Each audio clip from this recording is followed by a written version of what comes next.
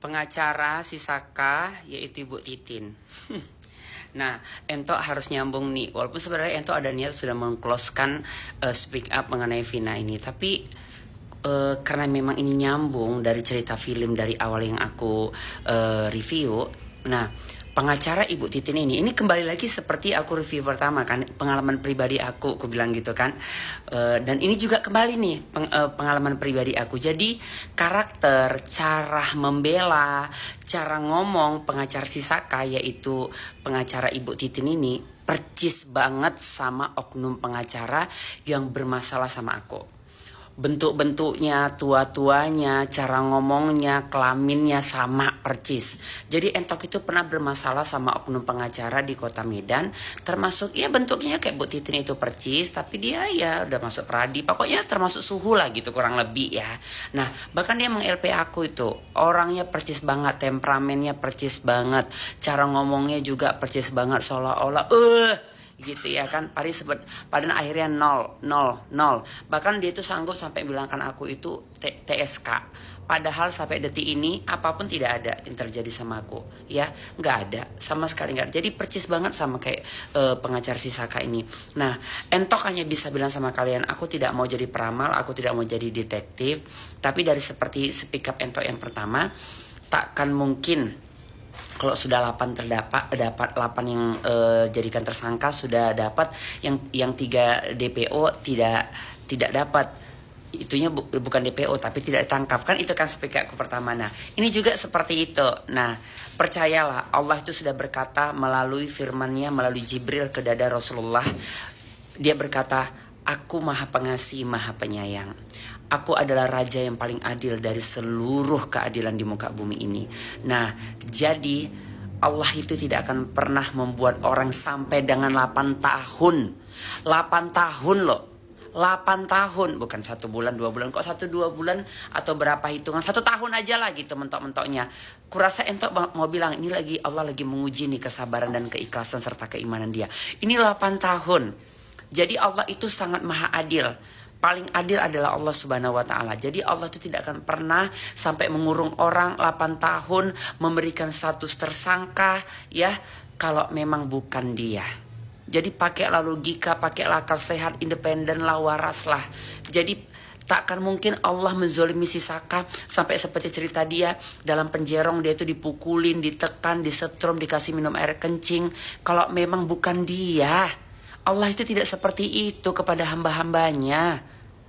Seandainya pun ada kalimat salah tangkap, pasti dia terbebaskan jauh sebelum dia masuk ke dalam sel. Ya, jadi memang sudah positif si Saka itu ada di situ. Seperti kata Bang Hotman Paris, BAP mereka itu seiringan semua, jelas mengakui bahwa memang adanya perkaosan sama si Penong. Iya kan, jadi udahlah gitu. Mending jujur aja, ya kan, dari seperti cerita Ratu Ento, silakan tangkap, bukan DPO tapi tidak ditangkap.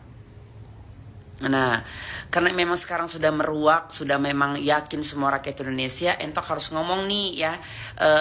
Dari awal aku speak up kan aku tidak pernah bawa Linda, karena bagi Entok benar sekali ya, benar sekali. Cuma Entok semalam itu mau lari-lari ke situ kan kesannya nggak etis ya, karena Entok orangnya kalau review gitu jangan lari-lari ke agama. Tapi karena ini sudah meruah dan semua juga banyak yang pintar, banyak yang otaknya itu diberi anugerah sama Allah dan semua kita beragama ya kan, dan sekarang juga yakin semua rakyat Indonesia bahwa si Linda itu tidak kesurupan. Dan tadi juga di awal Entok sudah bahas bahwa Allah itu maha pengasih, maha penyayang, tidak akan pernah mempenjara orang 8 tahun kalau memang bukan dia pelakunya. Dan ini juga Entok harus berkata, tidak ada kesurupan. Tidak bisa arwah yang sudah meninggal itu masuk itu nggak ada.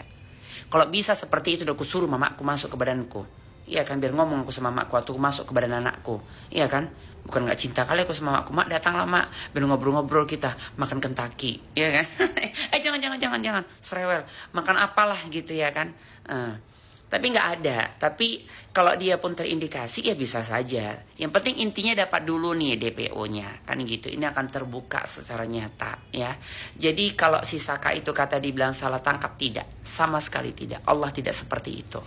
Allah itu adalah raja di atas raja, yang paling tegas, yang paling adil, yang paling independen. Allah, mau gimana lagi bilangkannya. Jadi si Saka itu positif memang ada di kasus si Venong ini ya. Jadi dia itu merekayasa. Nah, kalau status Ibu Titin, Bu Titin insaf deh. Bahkan aku pernah itu debat waktu aku di Padang, waktu ribut masalah 3 ani-ani yang mencekokin anak bulu sama miras. Aku bilang tuh sama PH pembela dari 3 ani-ani itu, ibu gak takut ya sama Tuhan? Ibu kok mau ya bela yang salah? Aku hanya menjalankan tugas. Ini profesi saya. Saya memberikan hak hukum dari klien saya. Kata pengacara dari pembela pihak tersangka tersebut. Nah, sama juga seperti si Titin ini. Percaya deh, dari dia yang begitu emosional, dari dia mau meninggalkan sidang, dari dia yang seolah-olah paling tahu dalam kasus ini, udah positif.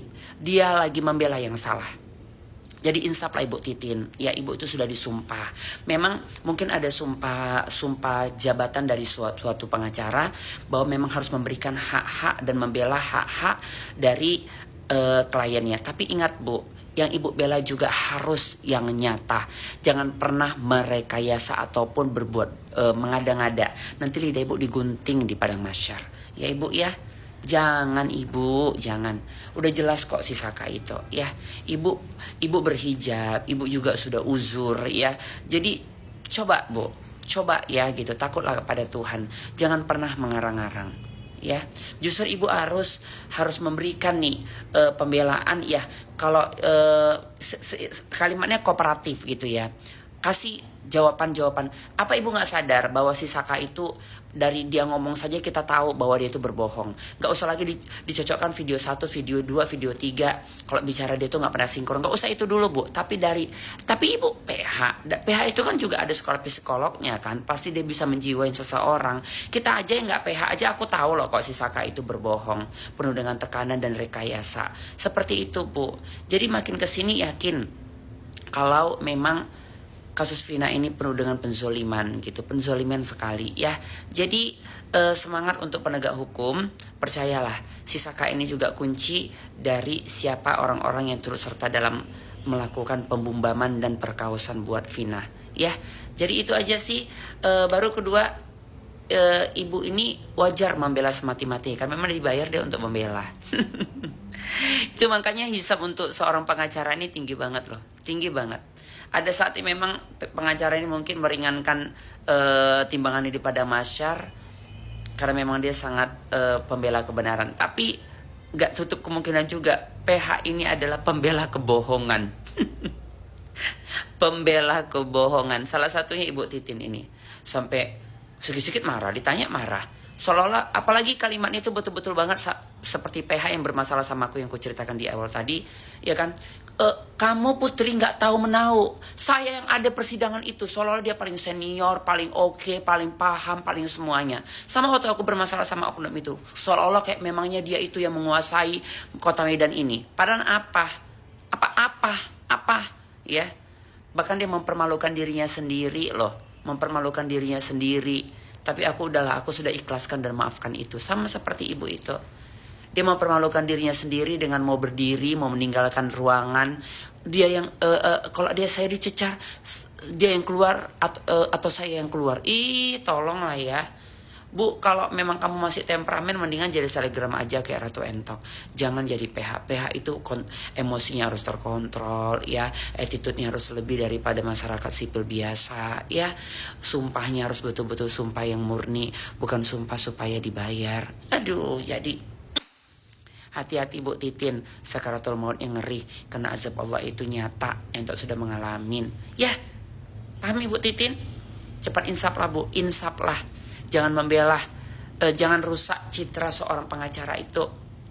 Coba kalau bisa Pradi kayak merubah nih undang-undang. Pengacara itu kalau bisa membela yang benar aja. Yang salah udah positif salah, nggak usah dibela, nggak usah dikasih kuasa hukum.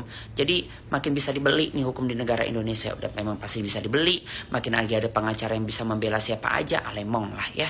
Udah itu aja lah. Yuk gabung di live. Kita hari ini live di sini untuk membahas semuanya, yang pastinya bukan paling pintar, paling oke, tidak, tapi saling sharing. Ingat, bagaimanapun agama itu landasan semuanya. Assalamualaikum warahmatullahi wabarakatuh.